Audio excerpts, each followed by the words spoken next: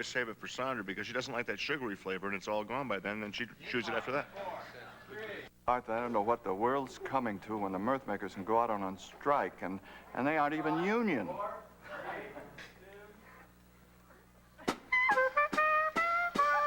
Tonight, almost live and nearly from Hollywood, it's America Tonight. 30 minutes of big-time TV on the UBS network, where we put you before the BS. With Jason Shine, who is paid by women. Ms. Barbara Eden, who is a star in her own right. And Melissa Gilbert, who is one too. With the music of Happy Kind. And me, I'm Jerry Hubbard. Hi, everybody. And now your host and mine, here he is, Bart Kimball.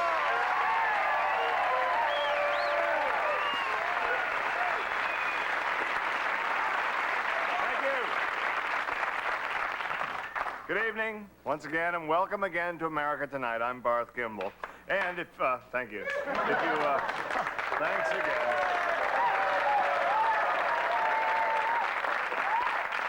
Thank you so much. It saves me from having to fill. If you recognize the men in the blue standing behind our couch here, it's not because you've seen them as the crime-fighting visitors from another planet on that hit UBS series Space Cops, because they're not on that show, as a matter of fact. And as a matter of real fact, Space Cops is such a non-hit. It was canceled last week in mid-episode. That's not usually done. Be that as it may, these gentlemen look familiar because they are the two members of the Tacoma Sheriff's Office who have been added to our beefed-up security force. They are, in fact, the entire beef. To take care of the threats we were getting some time back. I think I told you about it. They're here tonight because, as you also may have noticed, Happy and the Mirth Makers have had a little falling out. Well, Happy's fine. It was the band that did the falling, as I understand it. I don't know. I try to stay out of these kinds of squabbles because it's no skin off my anatomy. Anyway, the guys were talking about, I guess, joining the musicians union. Now you've heard them play, so you know that's no problem because they're probably not even eligible. But Happy gets kind of edgy when he hears the word union. So the officers are here tonight just to make sure there are no mirth makers on the premises. And I hope we can get this whole thing ironed out first thing in the morning. Or else we're going to have to do what we had to do with the band, and that's teach these fellas to play piano and drums before tomorrow night's show. In any case, what we lack in music tonight, we more than make up for in uniforms. You look great. And the usual rest of the gang is here, and they're intact. Well, except for my co-host and announcer. He's here, but he hasn't been intact in years. Please welcome Mr. Jerry Hubbard.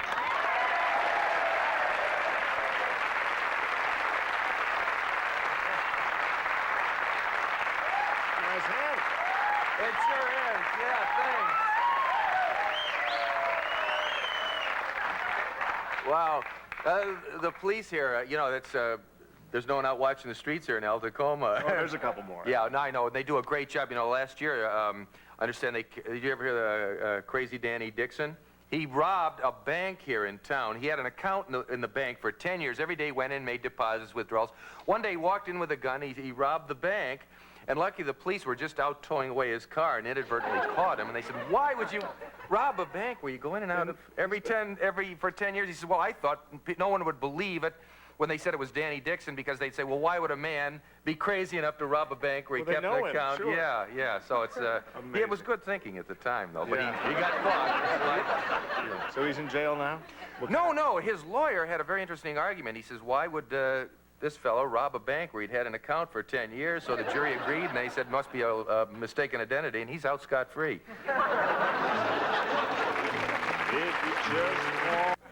Well, we have a show tonight. Our celebrity talent booker back here really sort of outdid himself this afternoon. He's accustomed to being turned down, let's be honest about this, by as many as, maybe 10 or 12 celebrities on any given morning. But to have 2 celebrities except on one day is just fantastic. Except for him, he got fired, because we can't afford 2 chicken dinners on one show, and that's what we give these people.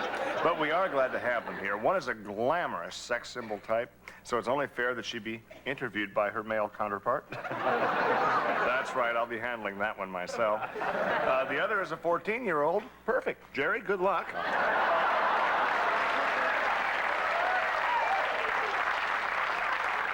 It's with great pleasure, please welcome Miss Barbara Eden and Miss Melissa Gilbert.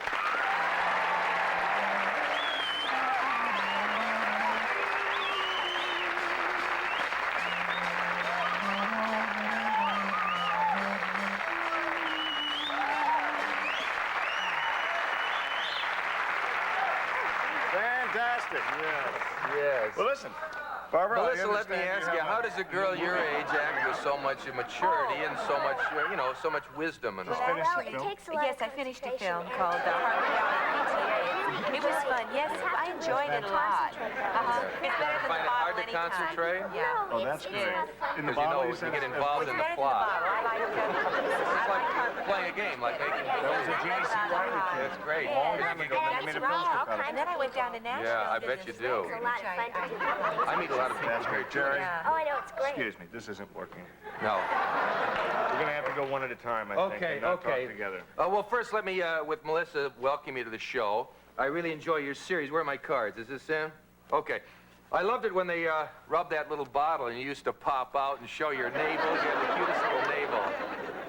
Jerry, Huh? I think that's one of Barbara's questions. Okay, that's...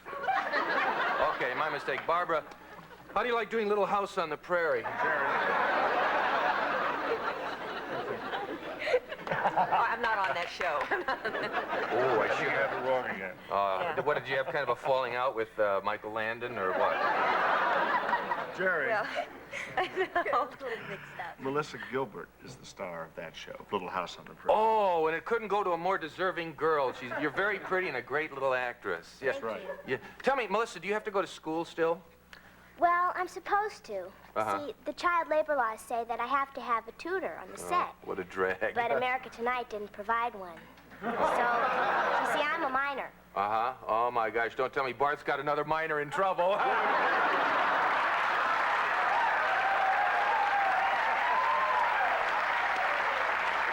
I'm just kidding about the other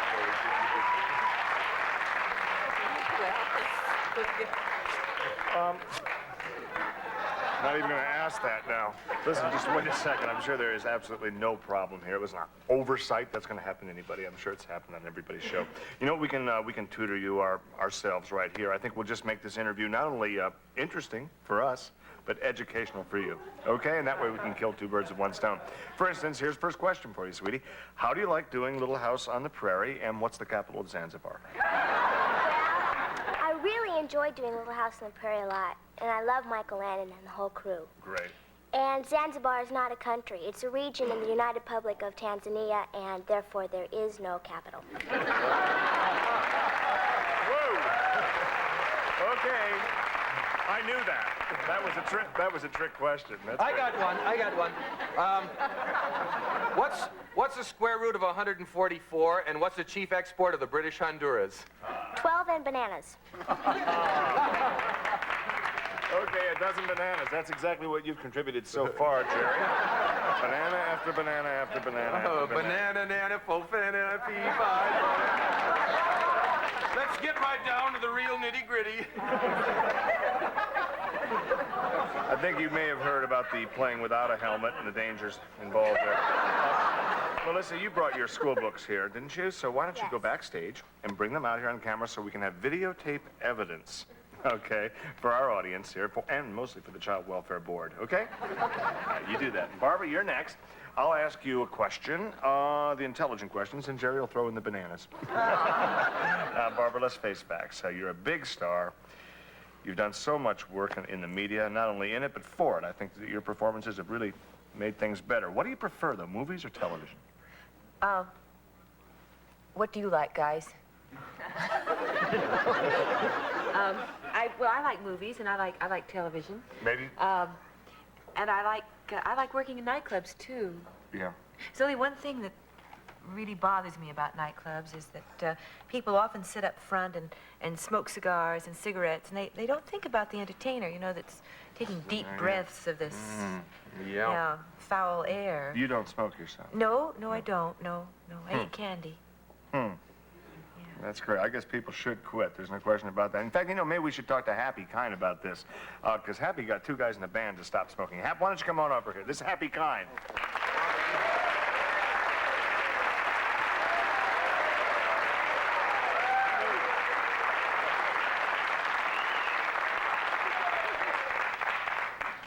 So, you got those guys to quit, didn't you? Well, I got them to quit only during business hours, you know, typical musicians. Well, I think any kind of smoking's bad for you, no matter what it is. But And I'll help anyone who wants to help people quit smoking. Oh, well, Great. I didn't do it all myself. In fact, I had help from a new product of which I own half the patent. Really? It's called oral alarm. What is it? What do we call it? Oral... Is this the oral smoke alarm thing you're Oral working smoke on? alarm, that's right. You And bought I the have- patent finally. No, I only own half of it. I don't own the rest of it, you know. But this is the oral smoke alarm. Oh, for And what crying you out do, you know, it works just like the alarm that you put on the ceiling, except you put this on the roof of your mouth, you see. And then if there's any smoke nearby, the alarm will go off, you see.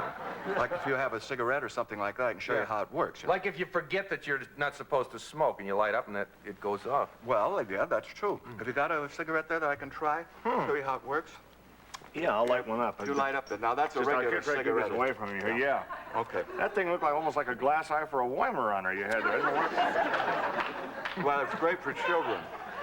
Okay, so If children smoke, you see, it's great for them if they smoke one. that's the children. Oh, for Pete's sake. That's fabulous. Not only that, it's so annoying that you'll quit smoking within a week. Or you could rent yourself out as an egg timer. Okay, great. Happy, how do you stop that buzzing? You close your mouth for 10 seconds. Jerry, would that ever work for you? Whoa!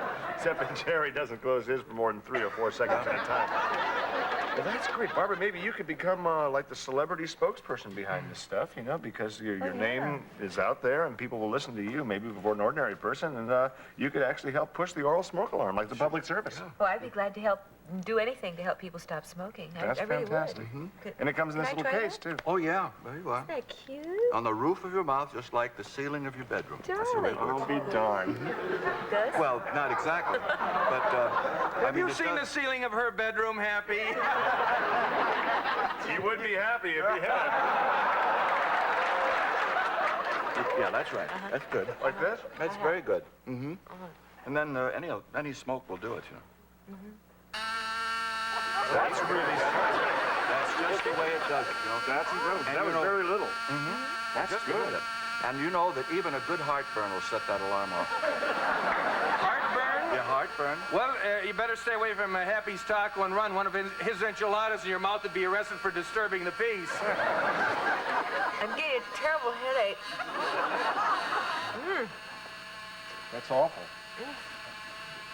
Is it in the temples? Where is it? It's all over. Can I get it out? The oral smoke alarm is a product of Gimbal Co. Enterprises. $19.95. Jerry, just be quiet. Not now, all right? Barbara, we'll get this thing straightened out a little bit later on. That thing will Get turn it off, out. I'm sure. Okay, so we'll be right back after these words. For $14.95.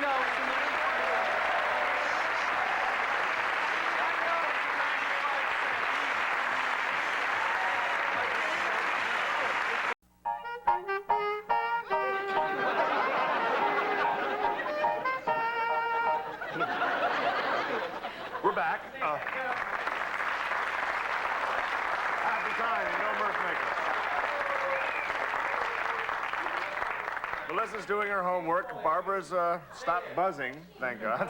And something else is buzzing backstage, though. I don't know if you can hear that. My bodyguards are back there now. If you've been following the news, you probably know that 2 days ago, please, a man named Chuck Emmett Saugus went berserk here in the UBS Mall. He fired a gun, took a girl hostage, and they've been on the run ever since Chuck, was it 48 hours now? Yeah. Chuck Emmett has chosen this program to make his demands public tonight. Pretty good. Isn't that great? It's a great break for us. So please welcome the stars, really, of tonight's big news story, Chuck Emmett Saugus and Mary Marie Clark.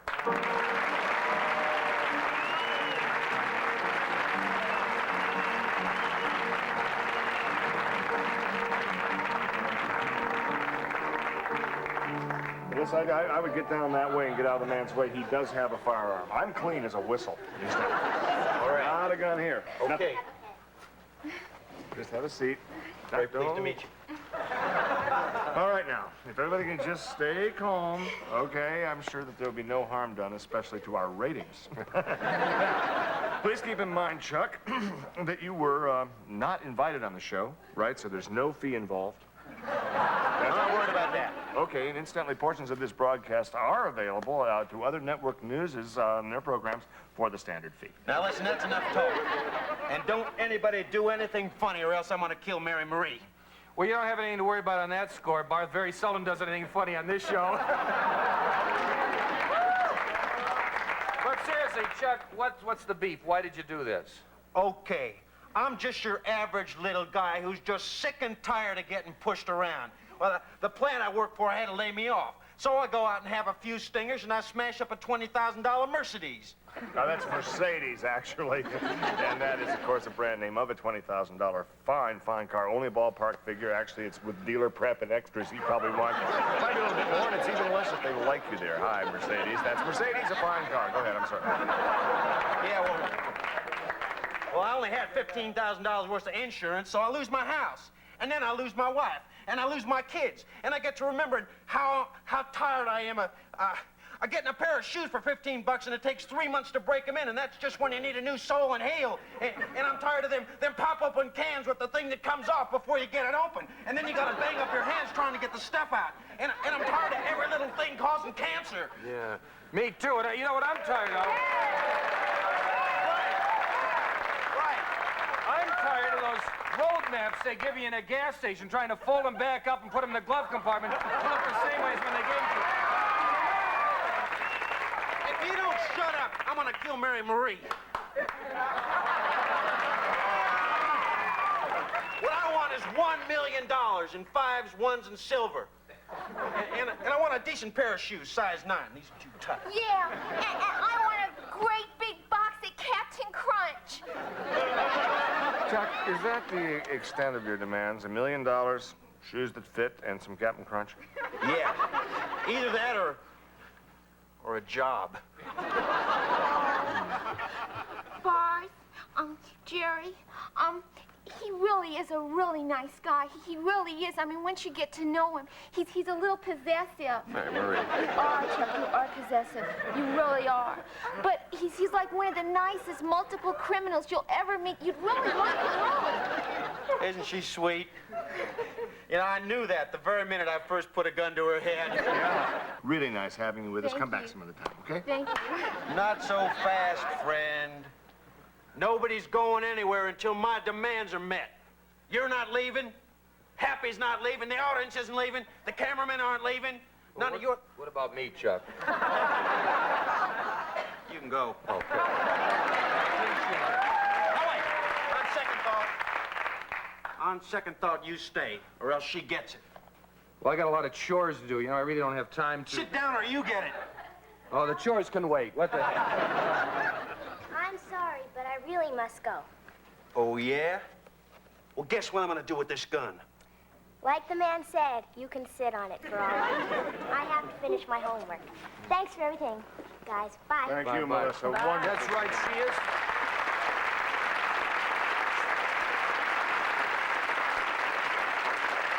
My demands aren't met. I promise you that I'm gonna kill her by 8 o'clock tomorrow night. That's right. That's right. All right, now... Well, Now, I believe that's- if you're a Nielsen family, that's 8 o'clock That's Western time. California time. That's 10 o'clock Central time, about 9:30 Rocky Mountain time. So consult your local TV listings to find out what time she gets it. Hey, meanwhile, we have Barbara Eden still here. She still has the smoke alarm in her mouth, but we've turned off the buzzer, so maybe, I think since she's standing at the piano, we won't have trouble coaxing a song out of her. How about it, Miss Barbara Eden?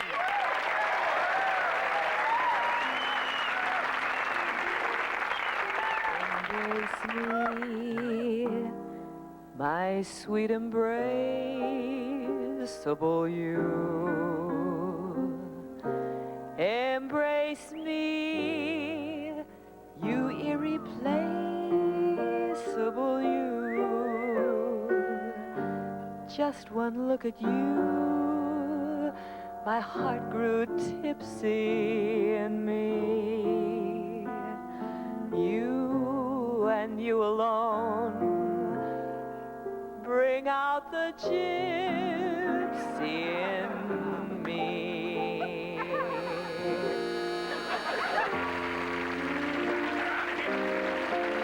Can't stand that buzzer. It sounds like... Also appearing tonight's show were Robin Williams as Jason Shine, Paul Wilson as Chuck Emmett Saugus, Lynn Marie Stewart as Mary Marie Clark, and a special guest appearance by Miss Melissa Gilbert and Miss Barbara Eden.